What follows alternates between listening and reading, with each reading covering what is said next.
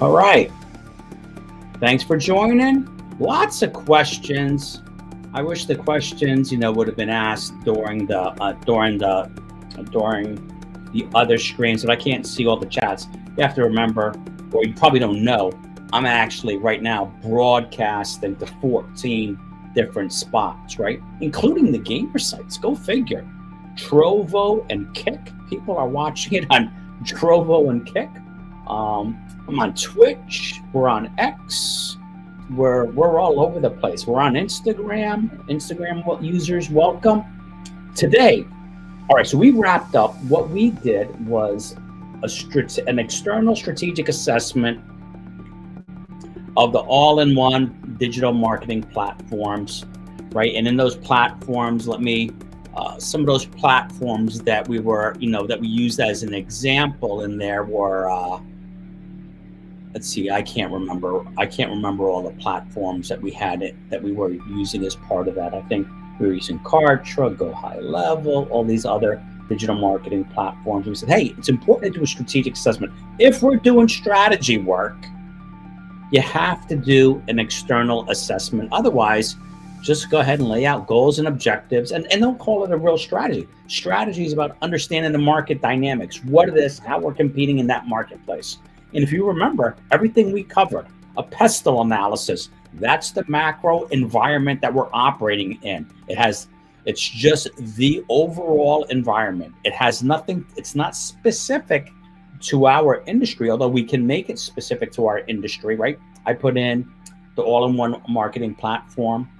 And then we did a Porter's 5 Forces analysis, which is critical. Understanding our industry, how easy is it to get in and out, and what are the levers of the industry? Do our suppliers, in our instance here, what we're using is the all-in-one digital marketing platform.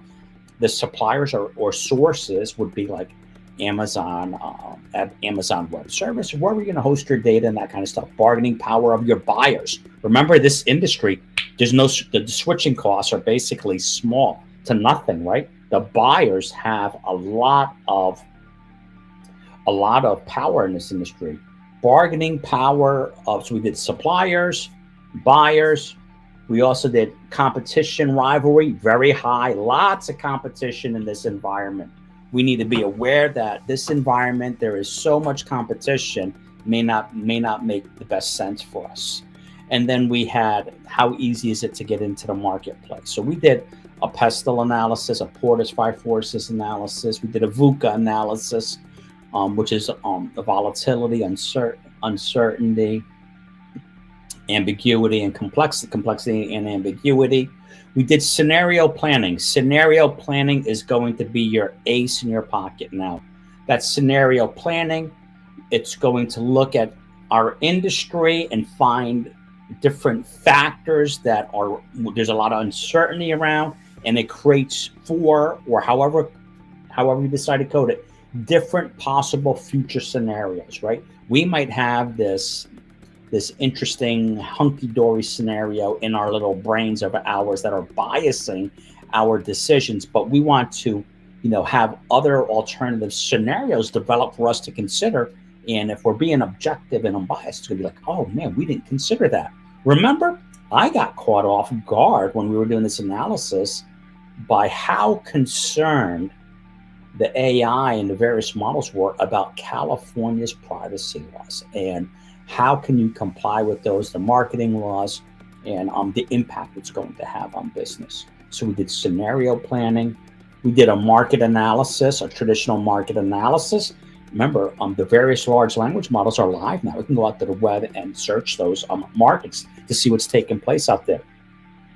I showed you a unique prompt I have to do customer demographics and psychographics. You guys were blown away by that. The comments I got about the detail around that, around the demographics and psychographics was crazy, right? And just think, it's just a starting point to understand where we're going with that, right? So those demographics was huge. Now, what I've discovered since the live stream is my prompt, I was considering it for strategy. I've had this bias saying that people claim, have an aspirational goal to say they're strategic and strategists, but strategy is really about how we're going to compete in the marketplace. And with a handful of questions, you can quickly discern, who is a strategist or not. Someone asked a question here about what if analysis. Remember, in my bot that I created, I had a trick in there where I was playing stump the chump, right? So I had it constantly flipping scenarios, right? So I can run simulations about what that future looks like, right? So that was just someone just dropped that in the chat window. I'm not sure where it came from, but it can really strain it. And then when we take our output, we can redefine those assumptions. If we don't like those assumptions, or we think something was missed or something happened in the near future that affected it, remember, I told you once we created this beautiful strategy and we thought we had planned, all indications said there was going to be mass consolidation in this industry, and the name brands were going to surface to the top, and the mom and pops and onesies and twosies were going to be knocked off, right? And then the federal government came out and said, hey, if you buy software that has this capability, which we didn't have, right? Totally caught us off guard. We're going to subsidize, or we'll give you a price. Good thing I was monitoring our reports, but that wreaked havoc on our industry. Our strategy was out the window, right? It's kind of, you live and learn, right? I mean, you can't account for everything, right? And we should have, going back and reflecting on it, we should have accounted for it. And then we did the blue ocean strategy. Again, the blue ocean strategy that I developed, again, forces the model to consider other substitutes and things like that, the way I programmed it. And what I did is I took my previous model and my current model, and I had ChatGPT, I had DeepSeek, I had Perplexity. I love Perplexity, I love DeepSeek. I said, evaluate these models. And they said that by forcing the function, how I had twisted up the questions, I should get a 23 better percent report and findings in that marketplace. So we did a blue ocean strategy assessment. We didn't run the Delta model, and we didn't run the Porter's generic strategies, right? That was one big massive prompt that I did in the last session. We ran those actual strategies. Now, remember, as we were going along, I took my big strategy bot and I rolled it into smaller chunks, just so you can see the specificity, right? And we had roughly 100 pages of data that we need to sift through. But we know when we think about it, we can't actually do that. So what do we do with that data? And again, I am telling you, I only know a handful of people that have really done a great job as part of their strategy, doing these external analysis, right? These assessments, including the scenario planning. I think with the advent of ChatGPT now, the scenario planning is going to be the holy grail of what you do. And the marketers happen to like my demographics prompt, right? That demographics prompt was really intense.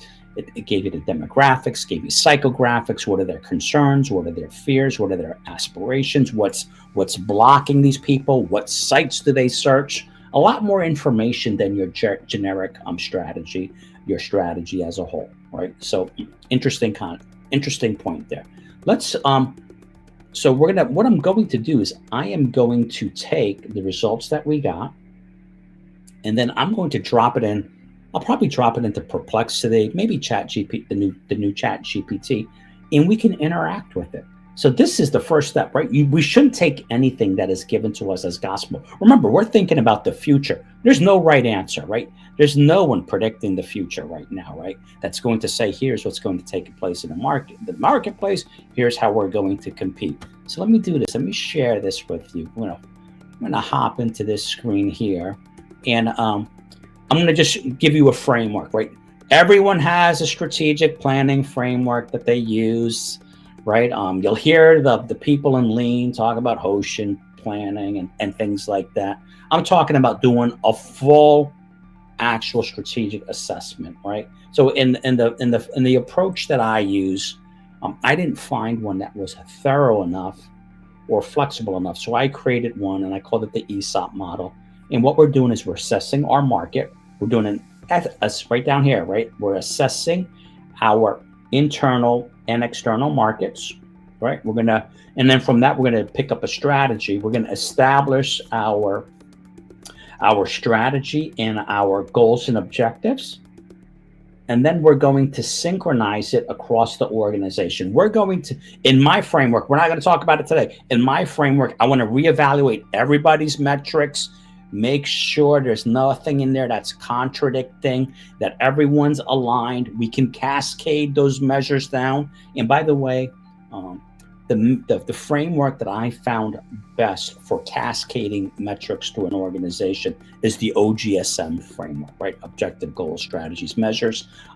I think that is a fantastic way of pivoting the metrics down. And I learned a way that I'm surprised that most people haven't learned how to use it, right? Then we're going to operationalize these metrics. That means we're going to put these metrics in place, right?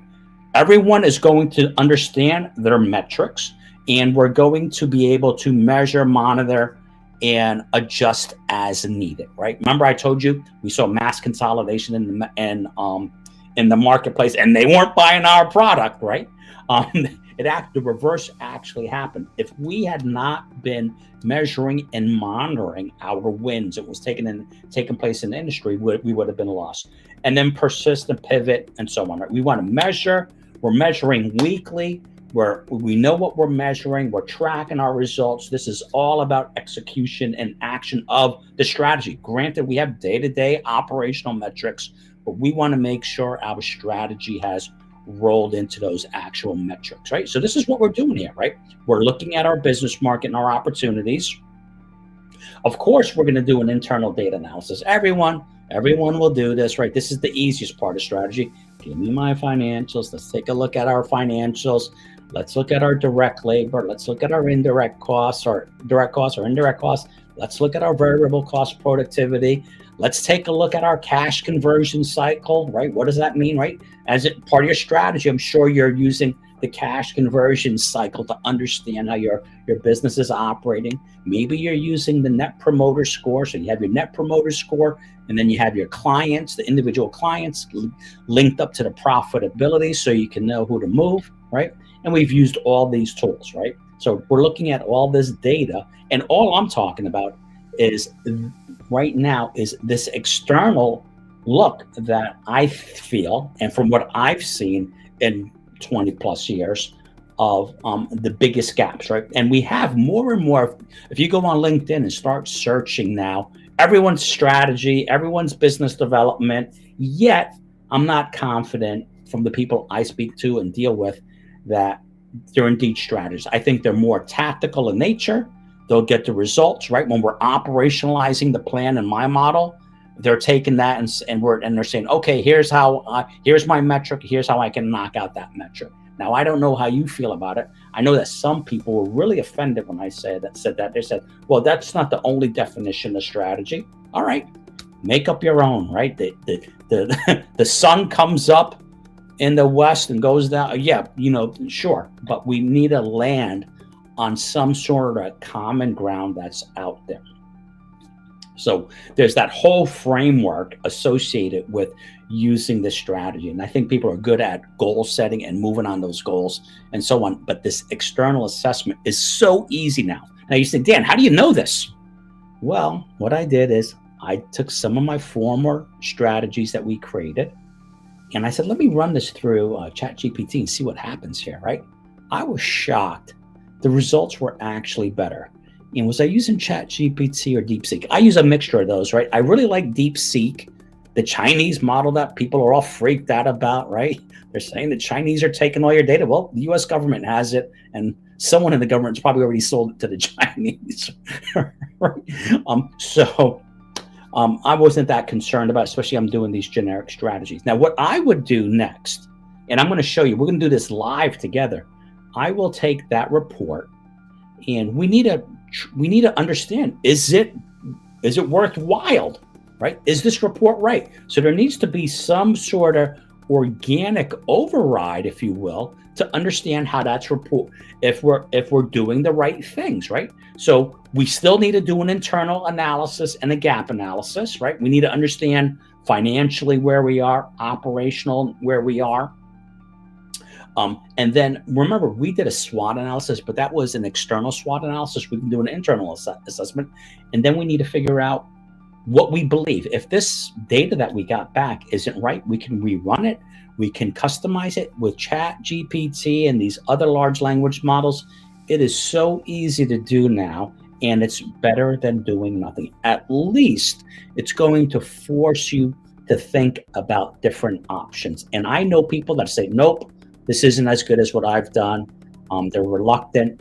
And the only way to know is you go run your strategy. We really can't do an A/B testing on this, right? But go ahead, have at it, right? You know better, you know your customers better.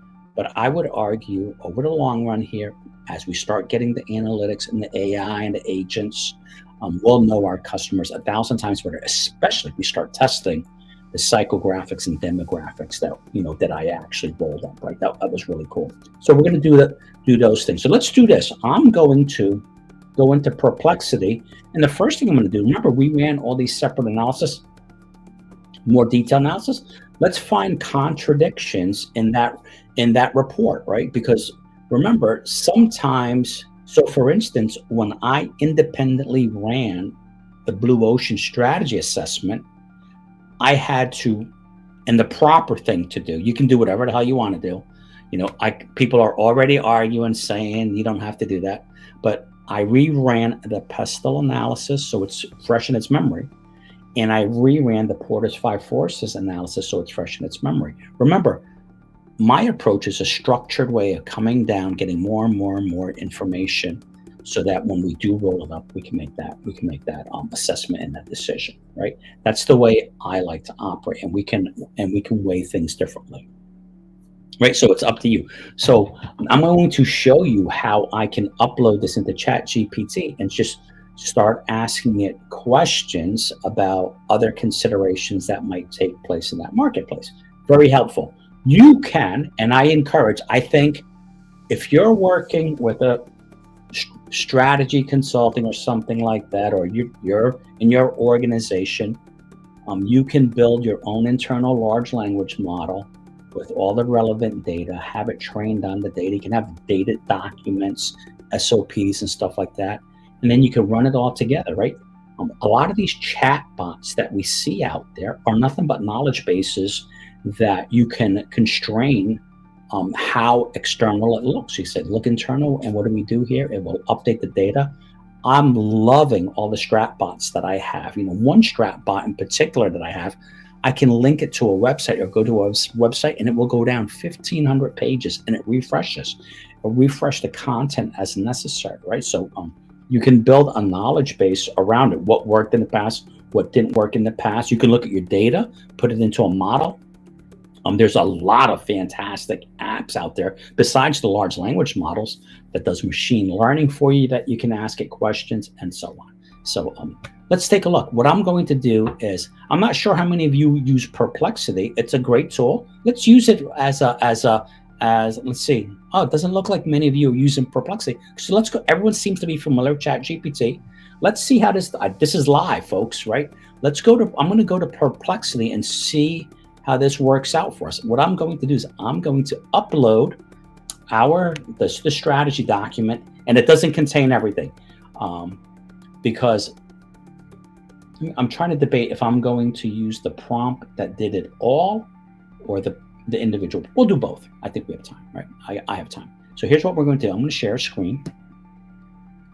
Let me share a different screen with you. Let me open up Perplexity. Let me find Perplexity. And folks, I can see some questions coming in.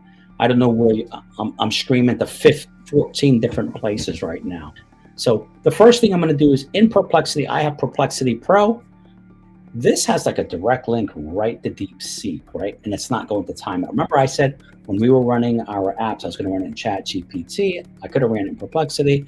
And we're going to run it in DeepSeek. DeepSeek has so many people banging against it. The results are so great that it's timing out quite a bit. So what I'm going to do is I'm just going to attach a document here.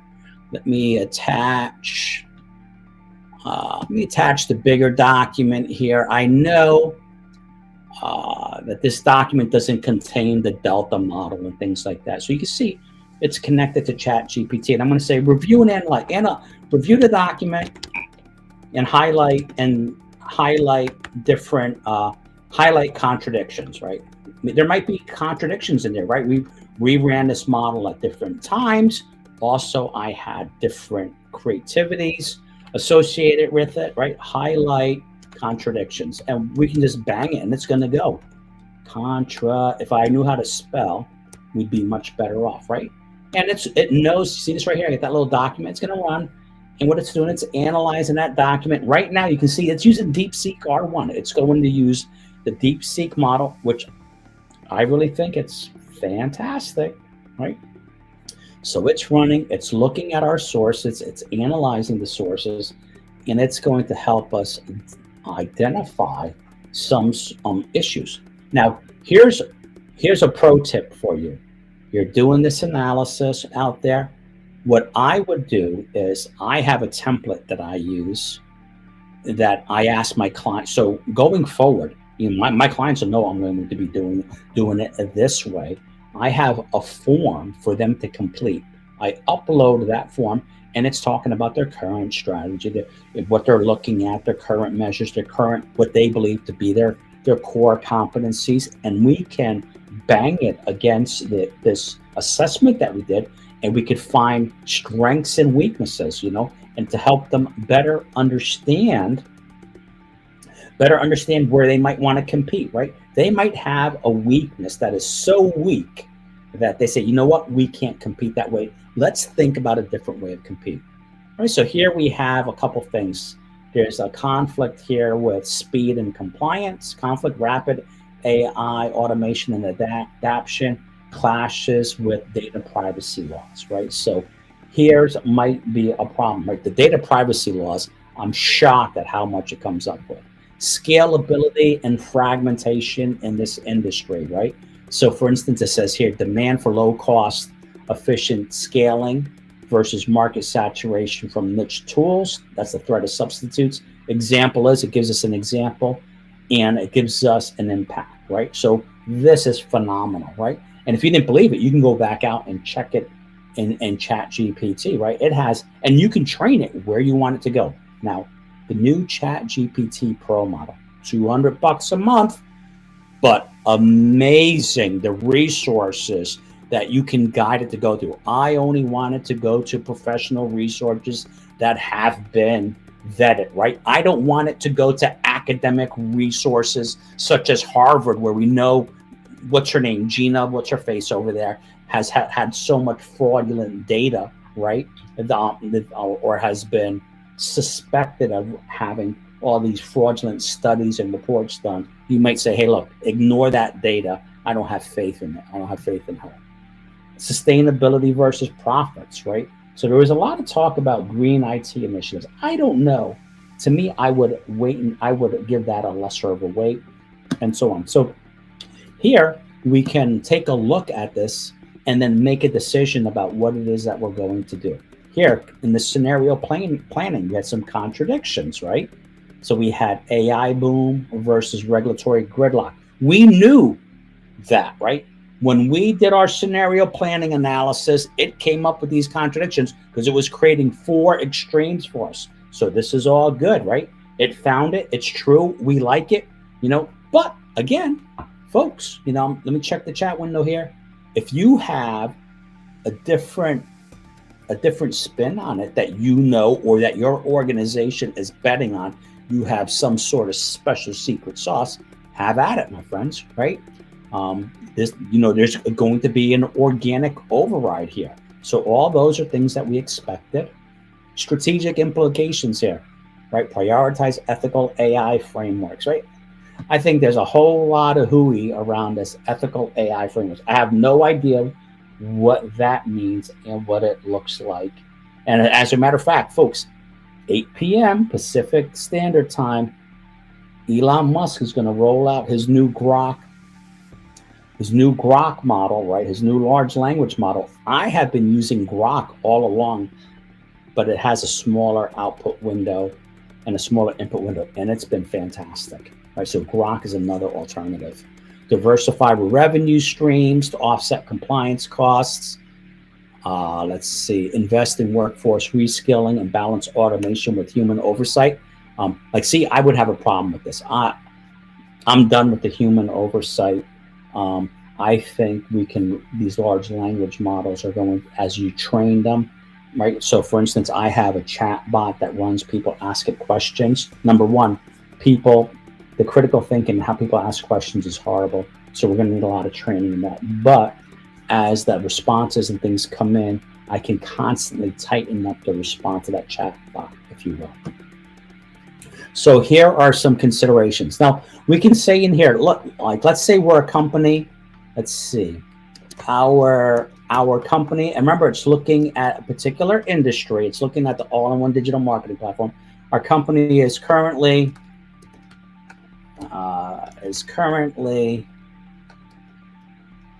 facing customer satisfaction issues. Our site is buggy, right? Our product is admittedly buggy, right? So it's admittedly buggy.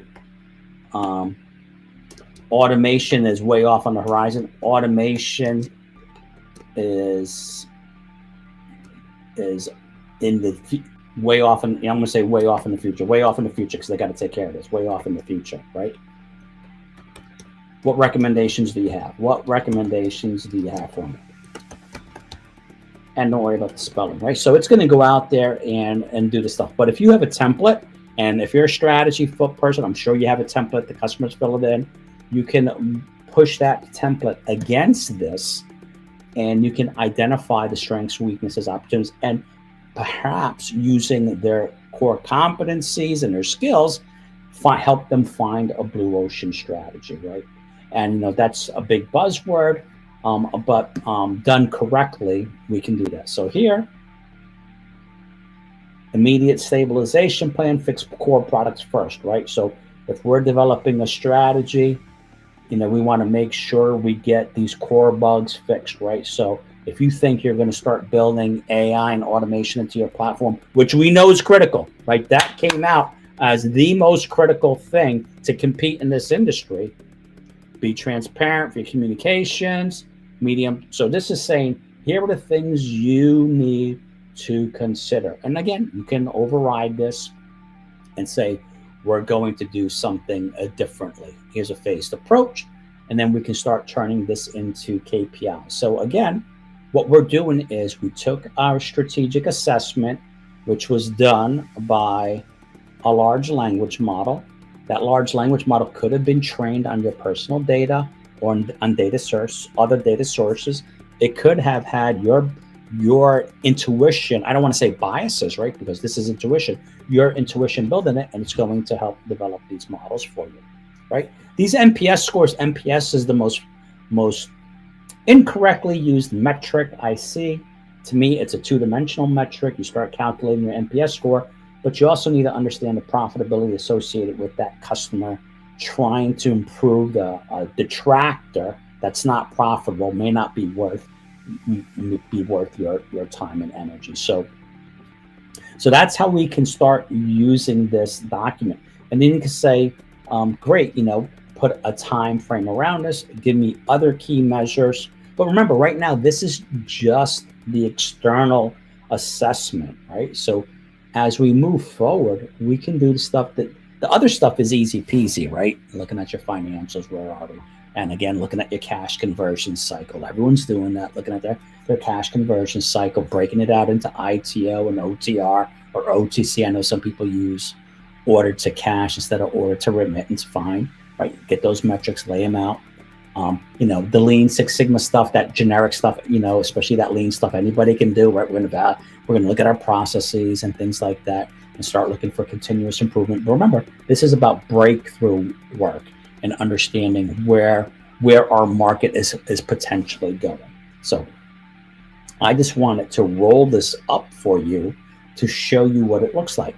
Now, what I'm going to do is I'm going to show you, took the document and created an executive summary. So Imagine if you're a consultant, right? You're going to bid on work. You're going to bid on work.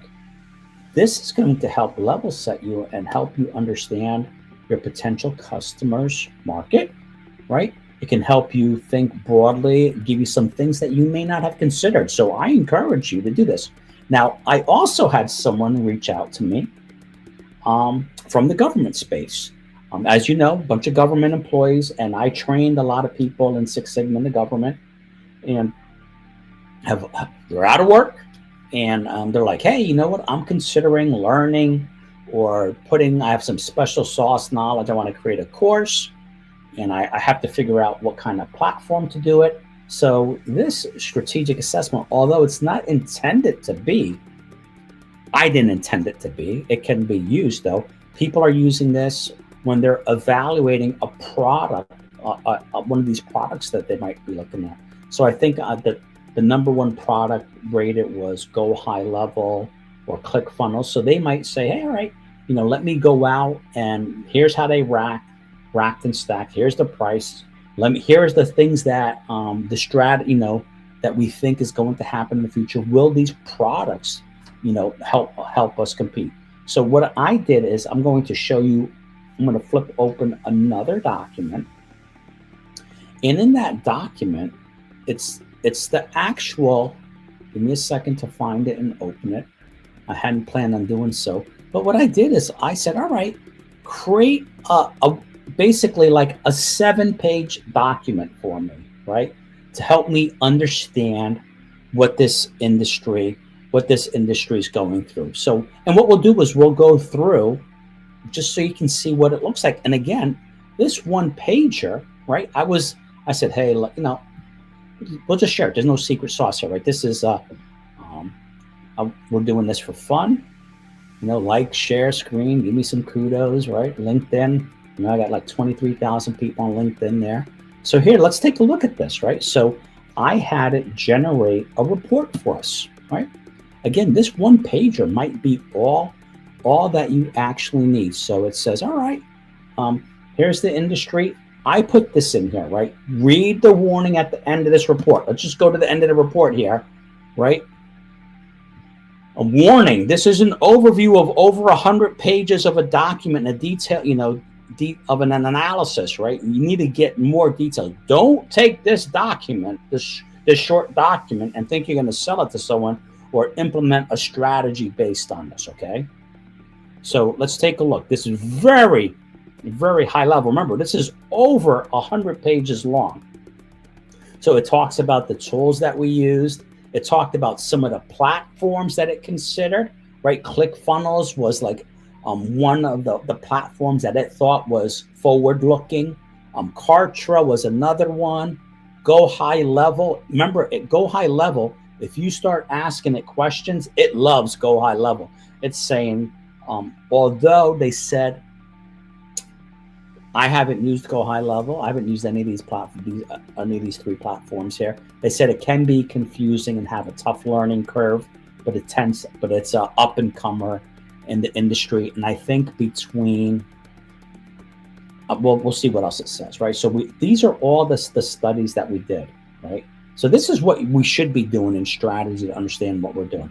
And we did a segmentation analysis, right? In this segmentation analysis, it's very brief here, but if you remember from a few videos ago, that was beautiful. I had a lot of digital marketers on LinkedIn reach out to me and say, hey, man, how do I get my hands and how do I run that segmentation analysis myself? What I did is I had it create this bottom line up front for us. In this industry, right? If we're looking at this industry, maybe you want to be an expert in it, or you want to sell into this, or you're trying to buy a platform. Here are some key risks. Data privacy, right? That California thing is crushing us, right? Economic volatility, right? In these platforms, can they really market, and what's going to be the adoption rates? Can these stay in business, right? And then accelerated technology is really changing up the skills involved here. Competitive risks, emerging AI-driven startups, right?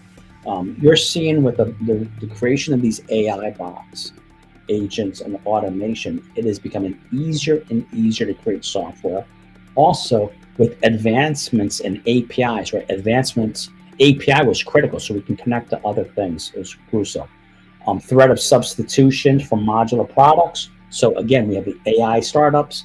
And remember when we did our analysis, the threat of substitute products and the switching costs are very good, right? If you're a consumer, this plays into your hand. And then here, I read ahead, increasing the buyer power due to low switching costs, right? Key market risk. So look, we have key competitive risk. This is how our competition is going to respond to us. And here are some market risks. We know that hyper-personalized and real-time experiences are critical. Cybersecurity and trust are critical. And then market saturation in certain segments, right? Putting price pressures on. So there's going to be a plethora of aspects of this that are out there that are going to create cost pressures and may result in a race to the bottom. Must-have features. So if you're in this market space, you need to think about these are must-have features that it's saying that you need to be able to compete in that marketplace. If you're looking to purchase one or buy one of these platforms or invest in one of these platforms, these are the things you should be looking at, right? Are they, do they have a lot of analytics, and can that analytics optimize campaigns, right? Is there omni-channel integration, right? Can it go out to my social media sites and report and bring back data? We know that's coming, right? Data security, data privacy, always a big deal, especially in California. Data, real-time customizable reports. Are my reports customizable? Right, so it's saying all these need to be baked in. And then it did this macro environment for us, right? So look at this. This is only 7 pages, but look how much more data we have. I'm not an expert in this industry, but after reading that 100-page report, the summaries, and then doing some follow-ups, there's some great stuff out there. Let me just check here for a question real quick. This can be run in any large language model. You just have to know how to prompt it. The prompting is key. I came back, I said that in that last video. The prompting is key. And this is just a high level, right? I know we did more detailed analysis. So, if you're joining late, that's what we're looking at right here, right? So remember, I had only considered this as a strategic tool to do strategic assessments because few people are actually really doing this well. And then what I found is there was another group of people, the digital marketers, like the demographics and psychographics, so they can market to that. And then I had some people reach out to me, hey, this will be a great tool to use if we want to go out and investigate a product that we might be considering purchasing or investing in. All right, so just lay it out there. Critical success factors, agility, of course, balancing. These are, right? These are kind of generic. We could go back and ask it for more details, right? And I'm sure it's there. Some key findings, the data privacy, inflationary pressures will challenge margins, right? So in conjunction with that, with competition being so high and rivalry being so high, we might have a race to the bottom there in terms of pricing, right? Hyper-personalized services, right? It said the new generation, we did our demographics, everything needs to be hyper-prioritized or personalized real-time. AI and automation's key, including the predictive analytics. That's easy to start building in. I have separate apps that are connected to different things, and I have that predictive analytics. That might be a good thing to partner in and bring into your system.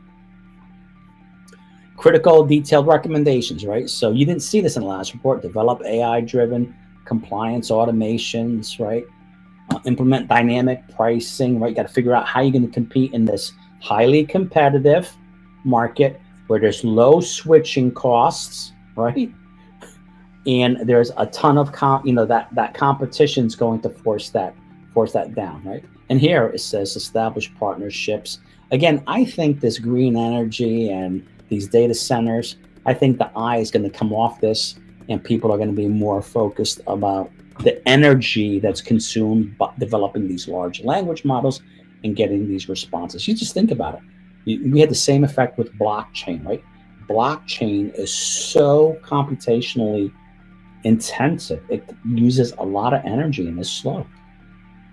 Industry competitiveness. What do we have to know about this industry? The Porter's Five Forces assessment.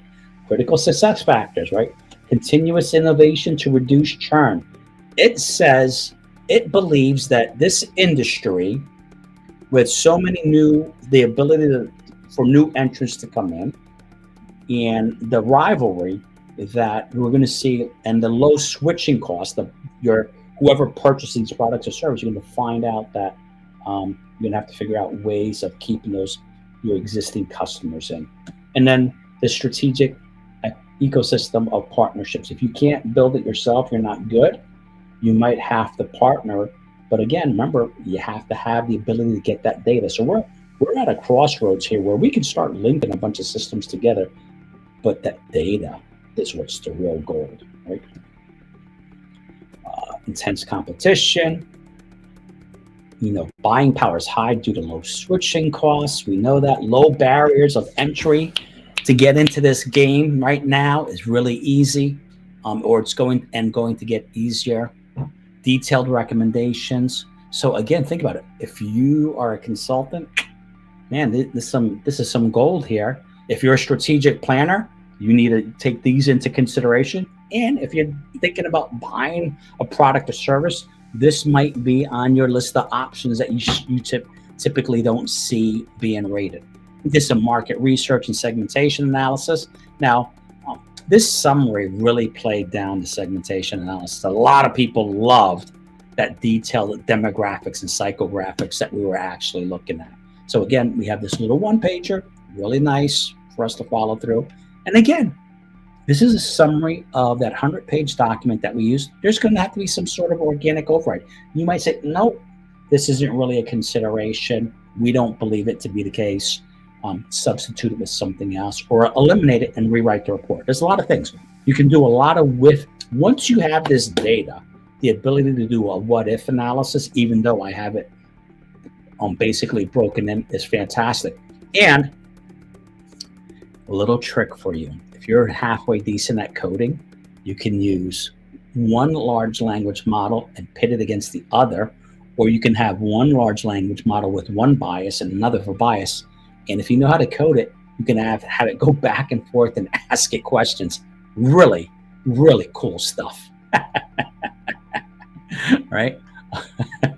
And then here, it broke out some demographics for us. It had the small to medium-sized businesses. What are they looking for?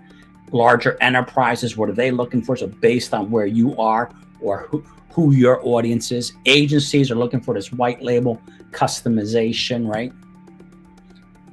Some psychographics, some detailed recommendations. You see, but we can go through. Here's the competitive landscape, right? The disruptors, right? So in this industry, this competitive landscape, right? It's going forward and say, given all this stuff, rapid innovation cycles with AI and automation, right?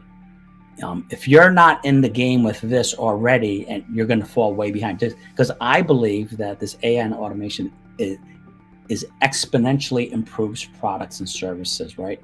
So I think, if you're waiting a month, you're going to already be 3 or 4 months behind the ball. If you're 2 months behind on this, you're probably going to be 1.5 years, 2 years behind the ball, right? Brand recognition and customer loyalty is going to be critical. Why do I say that, folks? Why do I say that? Come on, work with me here. Because we just said there's low switching costs, right? There's lots of competition, and it doesn't take a whole lot of energy to swap off onto another platform. So if you don't have this brand recognition and customer loyalty, you're going to be kind of screwed, right? And then seamless integration with other marketing ecosystems. How can we integrate? And that's the API. So that comes back to AI and automation. How seamlessly can we integrate with other stuff?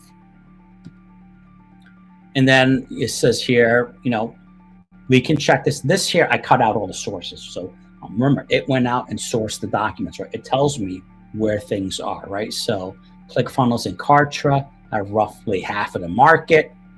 And then disruptors, this go high level, this came out quite a bit. They say that this particular product is really gaining traction, and it seems to be a major disruptor in this industry. So if you're thinking about buying a product or service, it might be here. If you're in this industry, you might want to check out what these folks are doing. And then again, we have these substitute products. And then it's given us some recommendations, some strategies, some other strategy, again, AI and automation technologies, user experience and platform capabilities coming back. That's going to drive our customer satisfaction. So there's lots of different ways to go about and look at this and put this into your database. And then again, take your existing competencies and see how well you can compete with this industry. So I'm going to flip back to Perplexity, and I'm going to give you some magic sauce, right? So go ahead and set your screen recordings. Go ahead and record this. So what we did, and let me try to find Perplexity.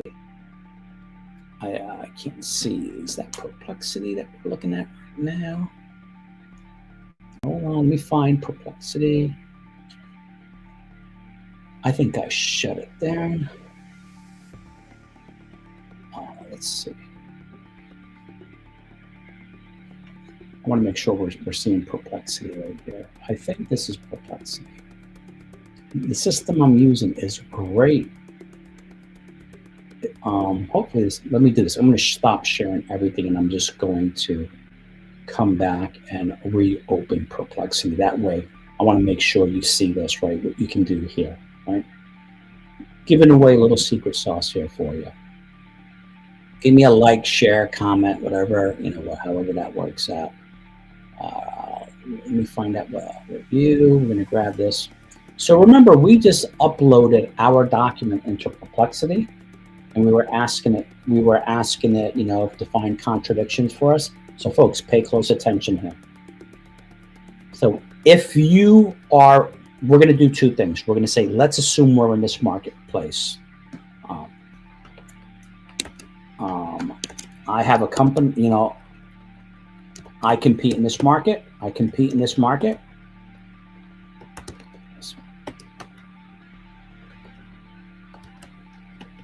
Ask me 5 questions, folks. Ask me 5 questions to understand how I can better compete. To understand and answer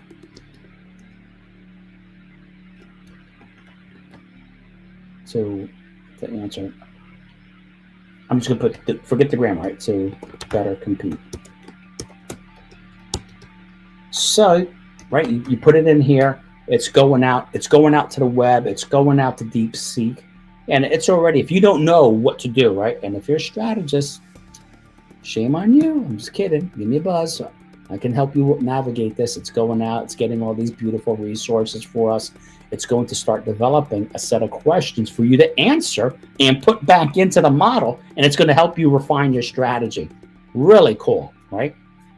Really cool stuff. So it's going out. You can see it's reasoning in our model. And remember, I'm using Perplexity connected to DeepSeek, right? I don't have to do that. So here we go. It's off to the races. And in a few seconds here, think about how much this would have cost you in your day. I cannot tell you the amount of money I spent bringing in consultants that really didn't know much more than we did that can put a presentation together to tell us these things. So how mature is your current AI and automation integration compared to the industry benchmarks? Woo, right out of the gate. Bam, right? So, right? What compliance mechanisms do you have to compete? Bam, we knew that was going to happen. Which customer segment drives over 40% of your revenue? This is a big mistake, folks. I'm glad we're here. Identifying your current customer segmentation can be done easily with the appropriate surveying tools and mechanisms. You have to know which questions to ask and then have people prioritize, rank, and prioritize the features associated with them. I can't tell you how many people do this poorly, right? And there's a great tool, I'm not going to tell you that tool's name, that I use to develop these survey mechanisms that are mind-blowing. How does your platform uniquely solve omnichannel fragmentation? And are you leveraging strategic partnerships with AI startups and universities, right? And then, it gives you some things to do. Pretty cool, right? Now I can ask it the same thing. I'm interested in buying one of these platforms, buying one of these platforms to host my training, to host my website and training. I don't know, we'll just put that in there, right? Give me 5 questions. Give me 5 questions to help me decide. Just think, if you had a good bot, you can have that bot pop up and say, hey, look, I see you're interested in this training. Answer these 5. Here are 5 questions for you. You got the bot basically gear them towards your product or service, or maybe a different product or service. Right. So here you can see what it's doing. It's going out there and finding that for us. Right. So it's pretty cool. We can do all sorts of great things to help us identify the customer segments, right? Or you could have put in there, here are the things I'm interested in, in rank order, and it could help you decide which platform is better for you and some of the key risks, right? So how does your platform handle evolving data privacy issues? Great, got it. Why it matters, key features, right? AI integration versus manual control, right? You might want to look at this. You might look beyond the sales sheet to these other things that they're actually looking at, right? So that's how we can do that strategy stuff. So let's do this here. I'm going to swap out here real quick. Let me open up and share something else with you. And I think you find this, right? So we did all that assessment. The next steps, of course, were to organic override, make sure we agree with it, iron out the contradictions, decide really, all right, this looks good. And then from there, we'll develop our strategy, right? We'll go through and start looking at what makes sense for us, right? If you're in the industry, this is telling you what's important and what's not important and how to go about maybe to compete. The Blue Ocean strategy was very specific about certain things that we can do. And the scenario planning, that's the holy grail right there. Understanding which possible scenario might play out. And it's not going to be perfect, but at least it's going to open your mind to thinking about how you could potentially compete, right? That's the beauty of it, right? So let's share this here real quick. So we talked about the AESOP model. And then as you go through, right, you have a strategy framework. I'm just going to share this with you. This is my framework that I developed. I'm going to create your objective, goals, strategies, and measures. Note here, I'm using the OGSM methodology because there's a trick in the OGSM methodology that makes cascading metrics and the alignment of the metrics going up and down really easy to do, right? So we're going to start developing those strategies, and then we need to synchronize the organization around it. We want to make sure that everyone understands what we're doing it, how we're doing it, and why we're doing it. I was in an organization where we created a strategy, a beautiful strategy, of course. And then we created our measures, and then we handed it out to the different departments. And guess what the departments did? Well, we're going to change the language. We're going to make it customizable so people can understand it from our perspective, and people couldn't connect the dots. So I get the idea of turning the lingo into a local language or something, but I think giving people a strategic acumen and helping them understand that the actual vernacular is important. You start changing words, people don't know what they align to. And then here we have operationalize this plan. This is making sure we're rolling it out, that we can measure, that we can monitor it. We have a cadence in place, that we have data-driven systems to ensure that this happens. So we're making sure that people can measure, monitor, and move this plan forward. We're not going to leave it to luck and hope to have measures there, right? I did a project in the government where no one measured their own performance. They had all these alibi metrics. Oh, here's I depended on this organization. They didn't get this to me on time. And I'm like, no, no, no. Where are your measures? The things you control, your performance. Oh, I'm fine. But these are the things that are really killing me, right? So doing those kind of things. And then persist, perform, and pivot, right? You need to make sure you're measuring, monitoring, you're performing these metrics. And if something should go wrong, the government steps in and subsidizes a different product. You can pivot off that to something else. And then last but not least, don't get blindsided by I'm telling you, I've been in the strategy consulting business for a long time. Everyone says they can do it. Here are some questions for you to ask, right? Can you provide specific time when you had to pivot your strategy based on real-time performance data? What were those indicators? How did you monitor it? What metrics did you use to discuss that course action? I just gave you one example, one very painful example of what happened to me. Right? Describe an instance where your strategy implementation didn't go as planned, right? Been involved in that, right? We had a strategy, we put it in place. We weren't disciplined in our structure of ensuring that people connected the dots and had a meaning where they can do a crosswalk to our strategy, right?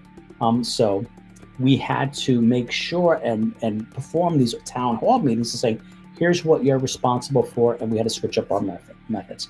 Explain how you differentiate strategic objectives and operational tasks. Here's where the people in lean get wrapped around the axle, right? In the lean world, most people are they're not involved in the actual strategic day-to-day operations of the organization. They always talk about, all these different planning approaches, right? The strategic objectives are at that highest level of how we're going to compete in the marketplace. These operational tasks are the things that we're doing from day to day. What feedback mechanisms do you have in place?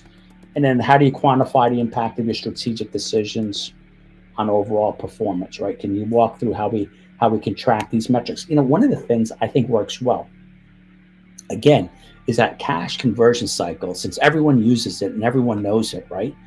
That cash conversion cycle, you can start doing what if scenarios in there. And then what you can start doing is, if we do these things, here's the effect on the balance sheet, right?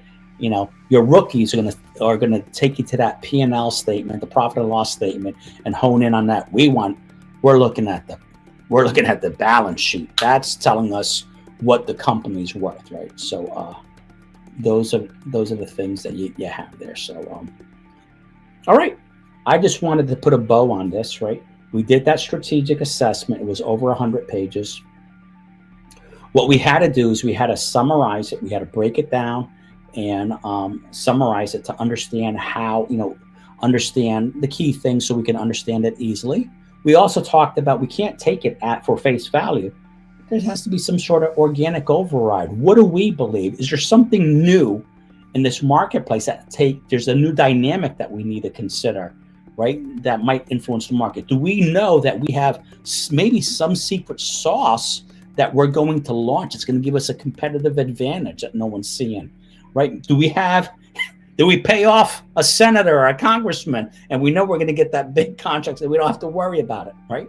There's lots of things that you can do. I gave you questions to look at.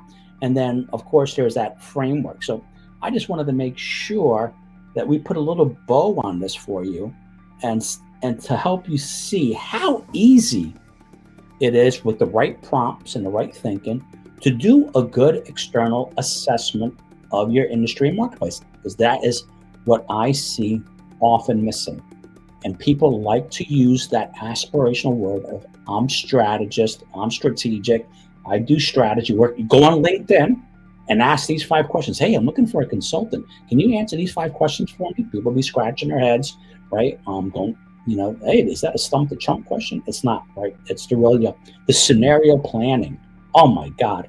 The scenario planning is fantastic. Give it a shot, right? And of course, down here, I have my little bot, right? You can give that bot a run, and see, and it's been trained. I constantly update it as the models get bigger and better. So that's what I have for you, folks. I hope you enjoyed us. We're going to wrap up here. As you know, I am going to be putting together AI and automation for Lean Six Sigma, right?